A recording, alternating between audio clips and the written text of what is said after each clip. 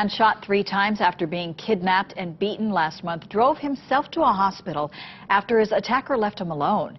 KITV4's Kenny Choi joining us now with more details. Kenny.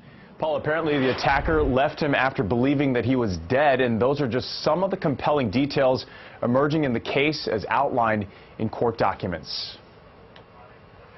Kelly Stout's violent night ended here.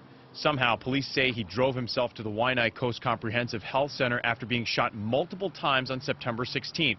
Police say the trouble started when he got in an argument at a downtown job site with coworker Rainier Inez. Both worked for Aloha State Sales. According to court documents, after leaving the job site in a company van, Inez pulled a gun from his backpack, pointed the gun at Stout, and told him to drive to Waianae. During the drive, Stout says Inez took his wallet, debit card, and PIN number and talked to someone on the phone saying, quote, "I'm riding with the money. Don't worry, we'll have rent today," end quote.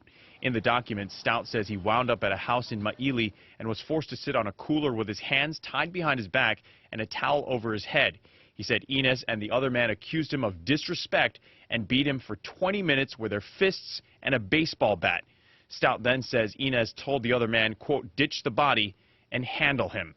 Stout says he was put into the back of the truck with his hands still tied. He said the suspect drove him somewhere else, stood over him with a gun and said, quote, "now you're going to die. Rainier told me to handle this, and you're going to be the first person I kill, so I'm going to regret this," end quote. The suspect then shot him in the face and resumed driving. Stout said the man heard him moving around in the back of the van and turned and fired 2 more shots, hitting him once in the back and then again in the buttocks area. According to documents, not only did Stout live, he had managed to free his hands. When the gunman stopped the van and got out with the engine running, Kelly jumped into the driver's seat and drove away.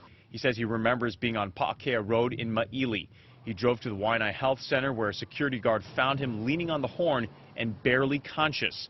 Last week, police arrested 42-year-old Rainier Inez on suspicion of attempted murder. Police later charged him with kidnapping, robbery, and theft. And a preliminary hearing for Inez is set for tomorrow in district court. Police are still looking for a gunman. His bail has been set at $500,000.